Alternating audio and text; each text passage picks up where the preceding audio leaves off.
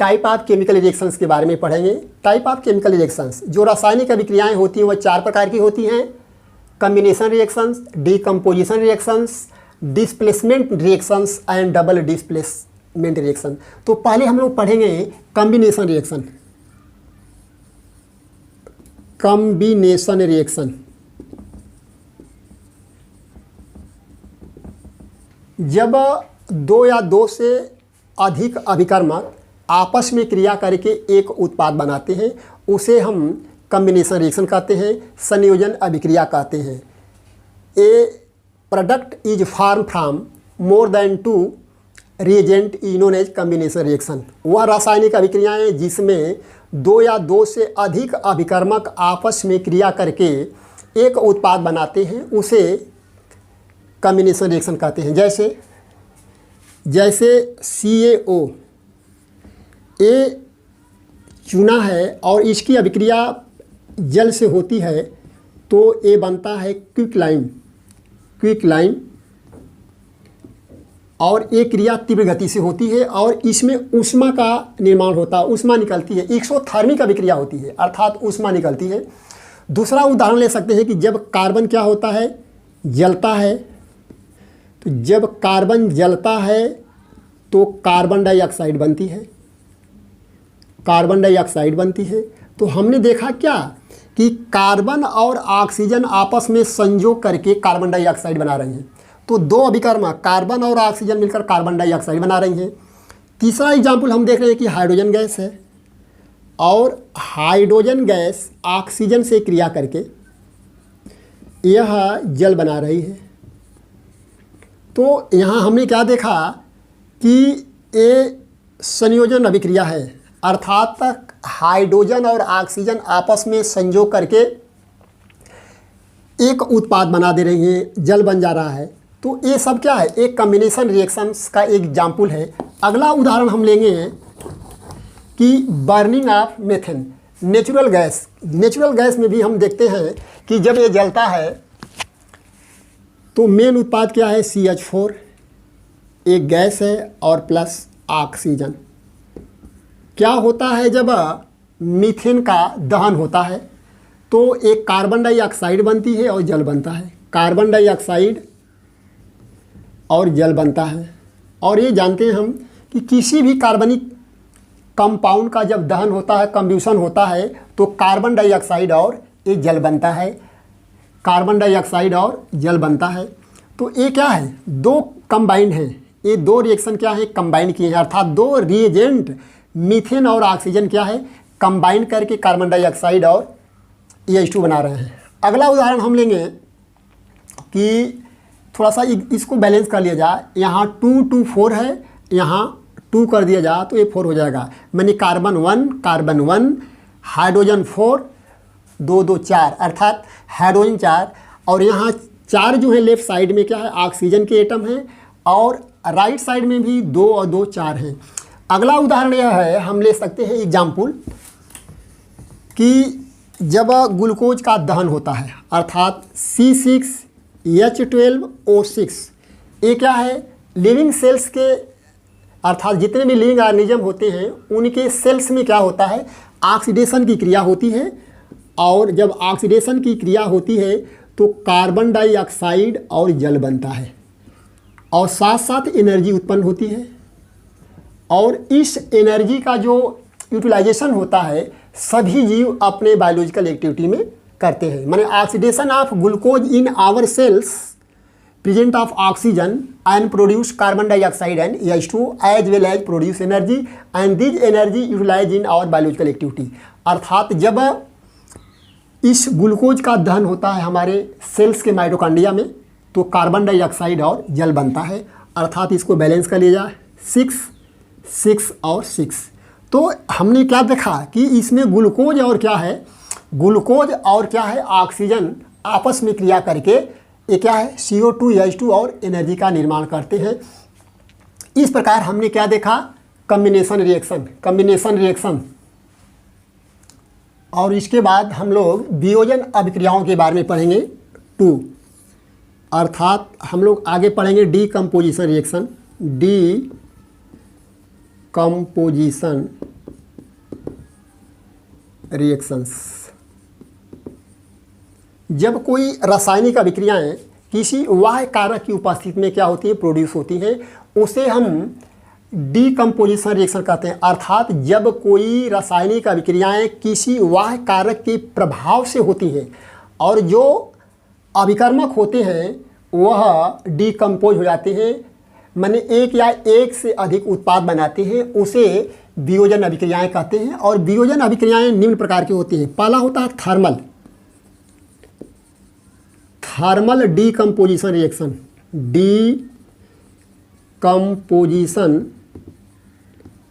Reaction, तो thermal decomposition reaction में यह होता है कि जब उष्मा के प्रभाव से कोई अभिकर्मक एक या एक से अधिक उत्पाद बनाता है, उसे हम थर्मल डीकम्पोजिशन रिएक्शन कहते हैं।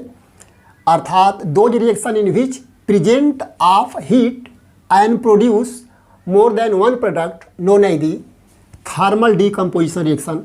अब अभिकर्मक जो होता है उष्मा की उपस्थिति में, हीट के उपस्थिति में क्या होता है, डीकम्पोज हो जाता है। जैसे उदाहरण के तौर पर हम देखें, यदि फेरस सल्फेट, ये फेरस सल्फेट है और फेरस सल्फेट को जब हीट किया जाता है, जब फेरस सल्फेट को हीट किया जाता है तो यह डीकम्पोज हो जाता है, क्योंकि वह कारक हमारा क्या है, हीट है, और टूट जाता है। अर्थात Fe2O3 प्लस सल्फर डाइऑक्साइड, यह सल्फर डाइऑक्साइड में ये टूट जाता है। और साथ साथ मैंने ये कह सकते हैं कि जब हम क्या है फेरस सल्फेट को गर्म करते हैं तो फेरस सल्फेट क्या है, फेरिक ऑक्साइड, सल्फर डाइऑक्साइड और सल्फर ट्राईऑक्साइड में क्या होता है, यह वियोजित हो जाता है। अर्थात यह थर्मल डीकम्पोजिशन रिएक्शन है। माने ferrous sulphate, ferric oxide, sulphur dioxide और सल्फर ट्राईऑक्साइड में क्या है, ये वियोजित हो जाता है। दूसरा एग्जाम्पल हम ले सकते हैं कि लाइमस्टोन कैल्शियम कार्बोनेट। यदि कैल्शियम कार्बोनेट को हीट करते हैं, यदि कैल्शियम कार्बोनेट को हीट किया जाता है तो ये डीकम्पोज हो जाता है Ca quick lime, calcium oxide और कार्बन डाइऑक्साइड में। तो यहाँ यह देखा गया कि जब कैल्शियम कार्बोनेट को क्या है, गर्म किया जाता है, ताप दिया जाता है, तो ताप की उपस्थिति में कैल्शियम कार्बोनेट के जो मॉलिक्यूल होते हैं वो अपघटित हो जाते हैं, डीकम्पोज हो जाते हैं, जिसमें क्विक लाइम और कार्बन डाइऑक्साइड बनता है। अगला उदाहरण हम ले सकते हैं नंबर 3 कि जब लेड नाइट्रेट को भी हम क्या करते हैं, गर्म करते हैं, हीट देते हैं, तो लेड नाइट्रेट भी अपघटित हो जाता है और बनाता है PbO बनाता है। और साथ साथ नाइट्रोजन डाइऑक्साइड बनती है, नाइट्रोजन डाइऑक्साइड गैस बनती है और साथ साथ ऑक्सीजन गैस बनती है। तो हमने क्या देखा कि ये लेड नाइट्रेट को जब ताप दिया जाता है, जब इसको गर्म किया जाता है तो एक क्या लिथार्ज बनता है, लेड ऑक्साइड, नाइट्रोजन डाइऑक्साइड और साथ साथ ऑक्सीजन क्या है, गैस बनती है। इस प्रकार क्या है, हमने देखा कि थर्मल डीकम्पोजिशन रिएक्शन वह होता है जो किसी भी अभिकर्मक को गर्म करते हैं तो वह एक या एक से अधिक उत्पाद में क्या होता है, अपघटित हो जाता है। इसमें दूसरा है फोटोलाइसिस। डीकम्पोजिशन रिएक्शंस में क्या होता है, फोटोलाइसिस। Number 2 photolysis. तो जब कोई रासायनिक अभिक्रियाएं क्या है, प्रकाश की उपस्थिति में होती हैं, उसे फोटोलाइसिस कहते हैं। तो कुछ रासायनिक अभिक्रियाएं ऐसी होती हैं जो प्रकाश की उपस्थिति में जो अभिकर्मक होते हैं वह एक या एक से अधिक उत्पाद में टूट जाते हैं। जैसे हम ले सकते हैं कि ये क्या है, व्हाइट रंग का क्या है, यह सिल्वर क्लोराइड है, यह सिल्वर क्लोराइड है और ये सनलाइट की उपस्थिति में अपघटित हो जाता है और ये बनाता है ब्लैक या ग्रे। सिल्वर और क्या है Cl2 गैस में क्या होता है वो अपघटित हो जाता है। तो हमने क्या देखा कि जब सिल्वर क्लोराइड को सनलाइट में रखते हैं तो सनलाइट की उपस्थिति में सिल्वर क्लोराइड क्या है ये अपघटित हो जाती है और अपघटित होकर सिल्वर और क्लोरीन गैस बनाती है। एक और उदाहरण ले सकते हैं कि सिल्वर ब्रोमाइड है, और सिल्वर ब्रोमाइड को भी यदि हम सनलाइट में रखते हैं, सनलाइट में रखते हैं तो ये क्या है सिल्वर और प्लस क्या है ब्रोमीन गैस बनाती है। अर्थात ये हम कह सकते हैं कि सिल्वर क्लोराइड और सिल्वर ब्रोमाइड को जब हम सनलाइट में रखते हैं तो ये अपघटित होकर सिल्वर बनाता है, Cl2 और Br2 बनाता है। तो इस प्रकार हमने क्या देखा कि डीकम्पोजिशन रिएक्शन। तीसरा डीकम्पोजिशन रिएक्शंस में एक और है जिसे हम इलेक्ट्रोलाइसिस कहते हैं। इलेक्ट्रोलाइसिस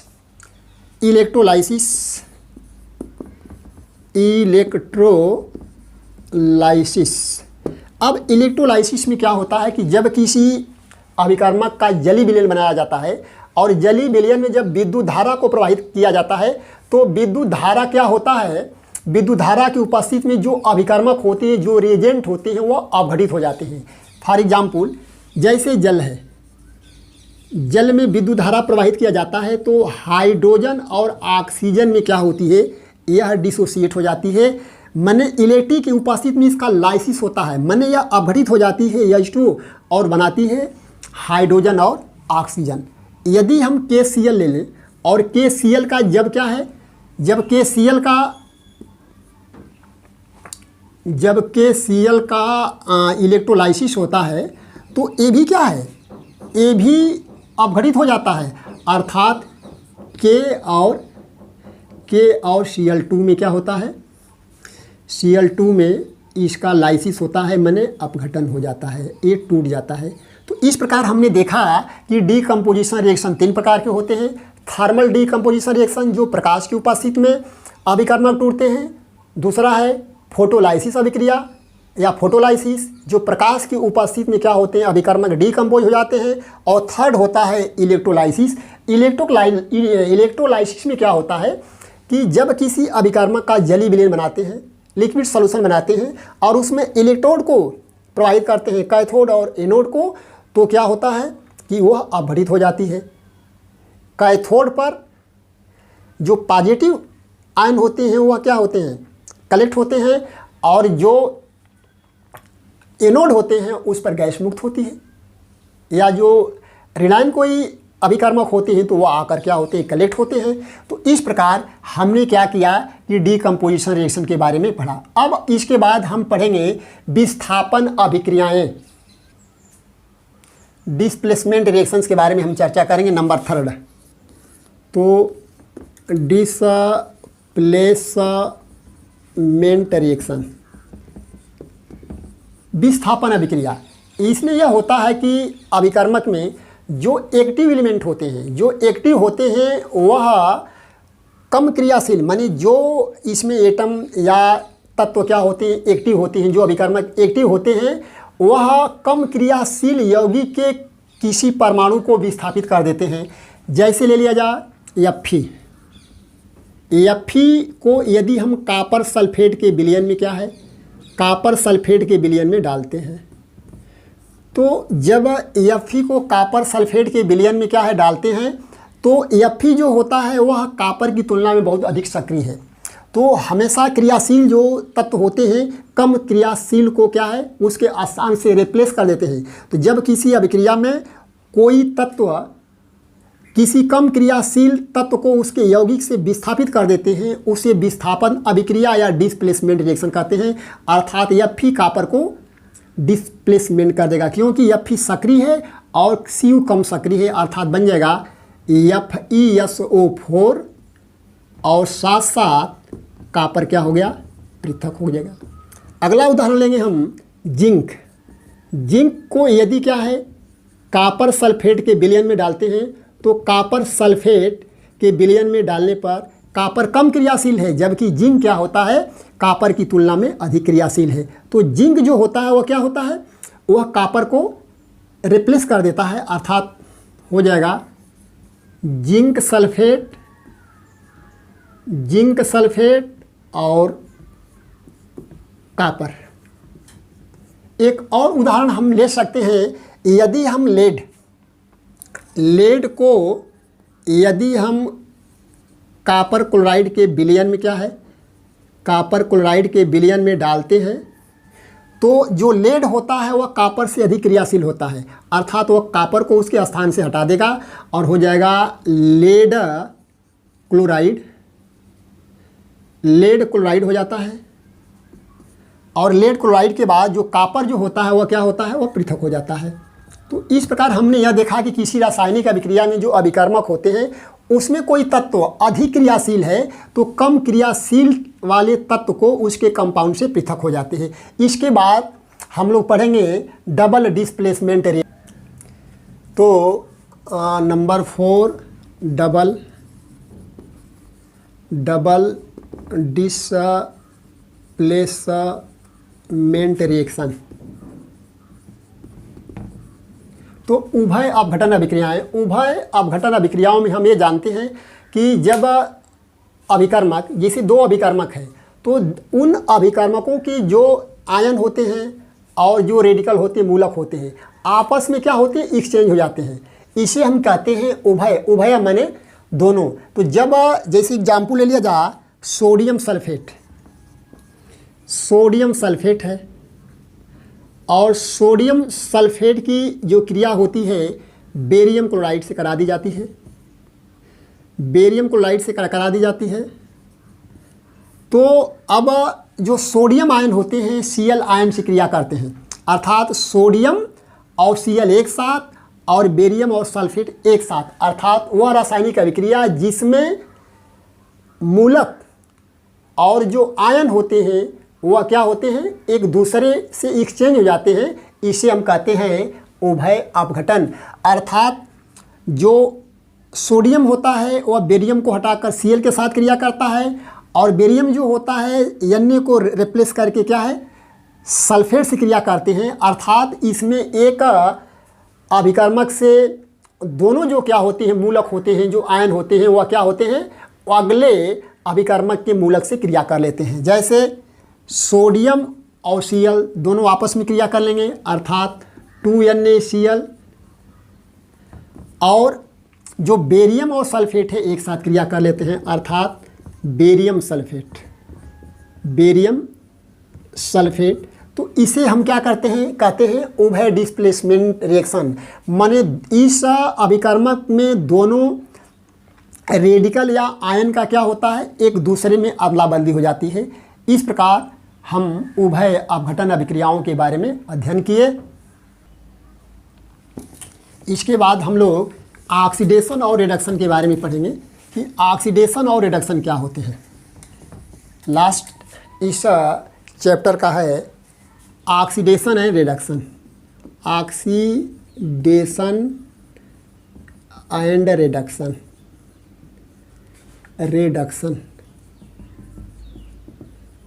मीन्स ऑक्सीकरण और अपचयन। ऑक्सीकरण और अपचयन क्या है, ऑक्सीकरण एवं अपचयन। कोई भी रासायनिक अभिक्रियाएं होती हैं, उस रासायनिक अभिक्रियाओं में ऑक्सीकरण और अपचयन दोनों क्रियाएं चलती रहती हैं। किसी रासायनिक अभिक्रिया में ऑक्सीकरण होता है, किसी में अपचयन होता है, किसी में दोनों चलता है। तो जब कोई सब्सटेंसेस क्या करता है, गेनिंग ऑफ ऑक्सीजन, यदि वह ऑक्सीजन को प्राप्त करता है, ऑक्सीजन को गेन करता है, उसे ऑक्सीकरण कहते हैं। अर्थात इसमें ऑक्सीजन का संयोग होता है और यदि ऑक्सीजन का संयोग होता है तो ऑक्सीडेशन होता है।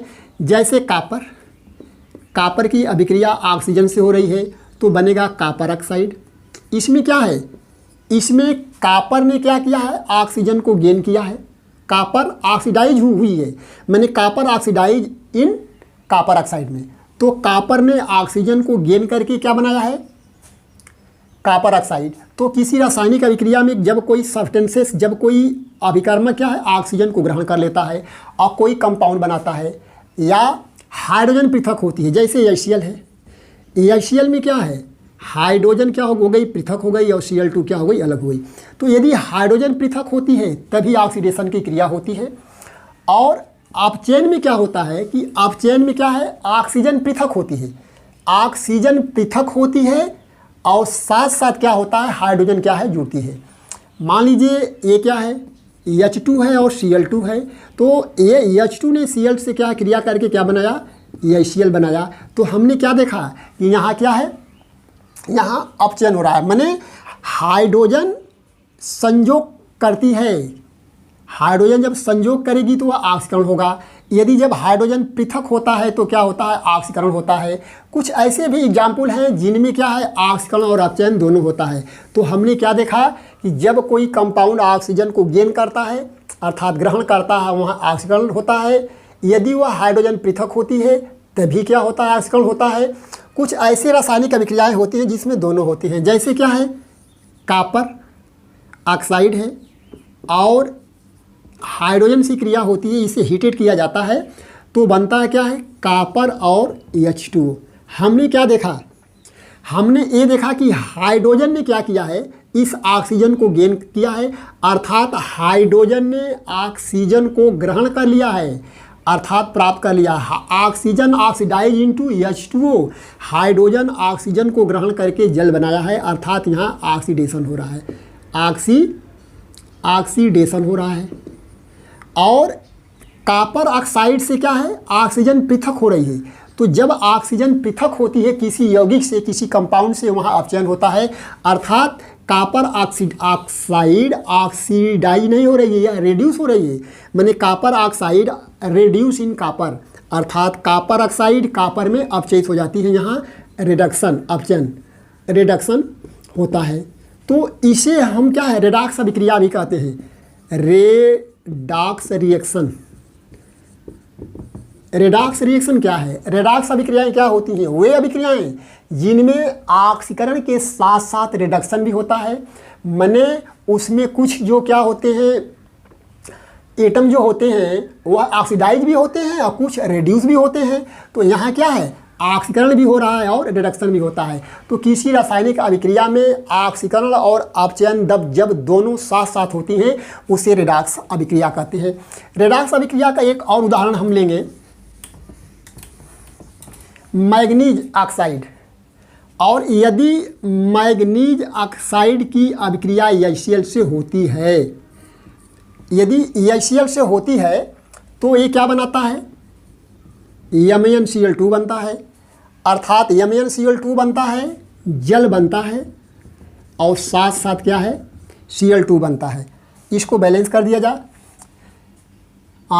ये 2 और 2 4 क्या है, यहाँ देखेंगे कि Mn 1 है, यहाँ Mn है, Cl2 आ रहा तो Cl2 और Cl2 2 2 4 एटम है, यहाँ Cl के क्या है, 1 एटम है, इसलिए यहाँ 4 लिख दिया गया। तो 4 Cl और यहाँ 2 2 4 हो गया। अब देखा जाए हाइड्रोजन को, हाइड्रोजन यहाँ 4 है, यहाँ हाइड्रोजन 2 है, यहाँ 2 कर दिया जाए।